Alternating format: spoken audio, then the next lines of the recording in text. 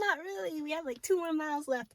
But on the way there, I was just like, why are there so many people pulled over to the side of the road? So I pulled over to the side of the road to see what they were looking at, and I thought that what they were looking at is really cool because it is a bunch of really beautiful flowers that are alive and colorful in the middle of the dead desert. Let me show you. I guess the Superbloom this year is starting early with all of these flowers, and it was such a nice unexpected treat. Alright, so after stopping to see the flowers, I went and checked out the cool metal sculptures that Anza is known for having. I never visited these before, so I thought, why not? Some of these animals are pretty recognizable, but some seem to be more mythical. Overall, I was just blown away by the amount of detail. I can't even imagine how long each one took to create. This is the famous serpent that you probably have seen all over social media. Unfortunately, you can't drive up to it anymore. Shout out and thanks to whoever ruined it for the rest of us. Oh my gosh, look at the details of this one. It's so bronze, so tan. You know, living out in the desert for so long makes you like that. I thought this metal sculptures tour thing was going to be really boring, but I am really into this. I just think they're really, really cool. Look at how aggressive this one is. So I found the phoenix, and this thing has like is this a boar in its freaking claws, and it's so amazing to me.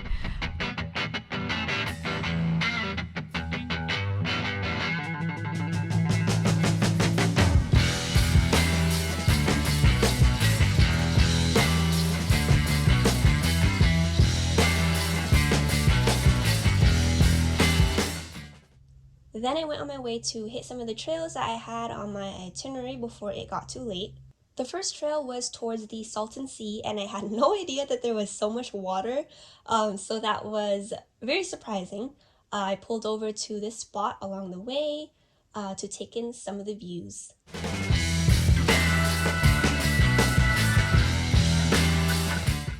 And then eventually, after dilly-dallying for so long, I finally made it to the first trail on my itinerary, and it's supposed to be an arch that is made out of mud. There it is! It's the arch. But I did it! I found the arch! Look! Yay!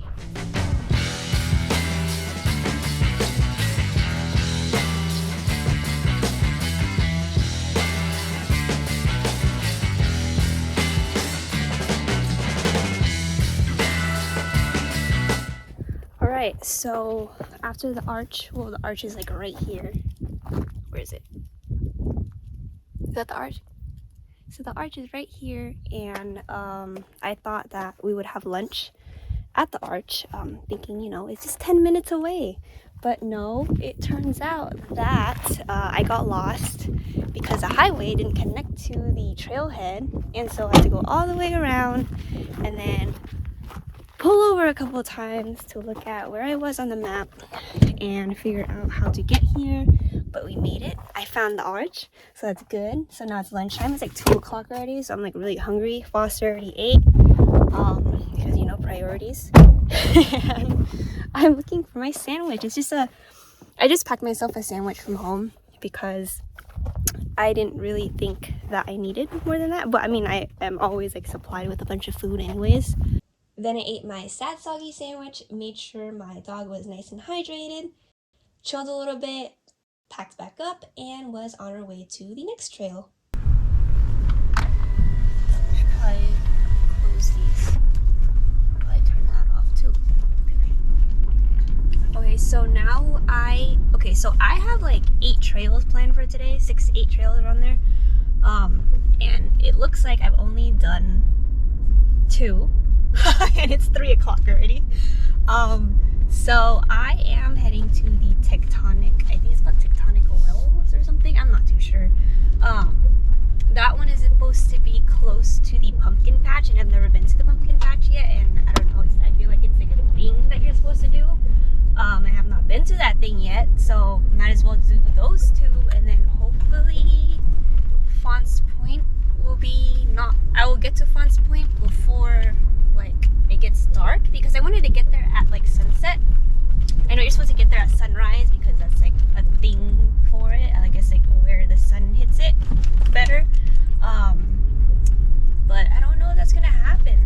So now, you know, we are on our way, and it's not, these trails are like really, really short, and I made sure on purpose that like these trails are not hard because I'm going by myself, you know, and there's no one out here and there's no signal, and so I just don't want to risk doing things by myself and getting stuck and just like, or something happens, you know. So that's why I picked these trails, and I mean, so far I've been impressed with them, even though they're easy, like they're very scenic. So I am trying to get there as fast as I can, safely, of course. So I'll see you at Tectonic Wells. I don't know, let's just call it that for now. Alright. I was planning to do this one trail called Tectonic Gorge, but this random trail looked more interesting and it connected to the pumpkin patch on the map, so slight change of plans. I had a blast driving on this trail because there was just so much mud, and mud is always fun, and I was just like cracking up by myself throughout. Oh, and this is the only shot I got from the outside since I was by myself, so it's a crappy shot. But if you wait for the third puddle, the third puddle is gigantic and it looks cool, but you probably can't see it. But I tried. I wish I had my phone recording over there instead of over here, but you know, that was the best I could do. So it's okay, we're moving on now. Eventually, I made it to the pumpkin patch, but didn't have time to go out and film it since the sun was going down, and I wanted to make it to Fonts Point for the sunset. But I did, for some reason, have time to get out and film the aftermath of all the mud. So that doesn't make sense. Priorities, though, I guess. And I timed it perfectly. I made it to Fonts Point just in time. I got there as the sun was literally setting, and it was beautiful. There were so many colors, and you know, Fonts Point, no matter how many times I go to it, it just never gets old. It's just a gorgeous, gorgeous landscape. After watching the sunset, I made my way back to air up at the trailhead before heading back home. These were the views driving back, and it was just so beautiful.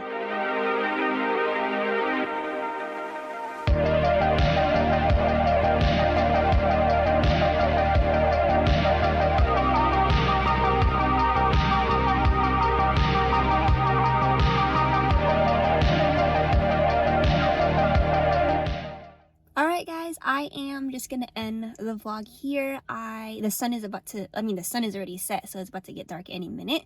I'm just gonna air up and then start driving home. And overall, it was a really fun experience. I would definitely do solo tripping again. I'm actually really surprised that I liked it. It's just cool to like do everything on your own time and then not really have to worry about entertaining people and like all these things. So I don't know, I guess I'm really happy that I got to experience it, and I'm happy that I'm alive and didn't get lost and I figured everything out on my own.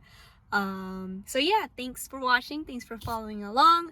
Until next time in my next adventure, make sure you like this video, subscribe, leave me questions for the next video in the comments section, leave any questions even not for the next video. Thanks for your participation. Okay, bye. See ya. Foster? You're driving me home? Wow, so considerate. Thank you, bud.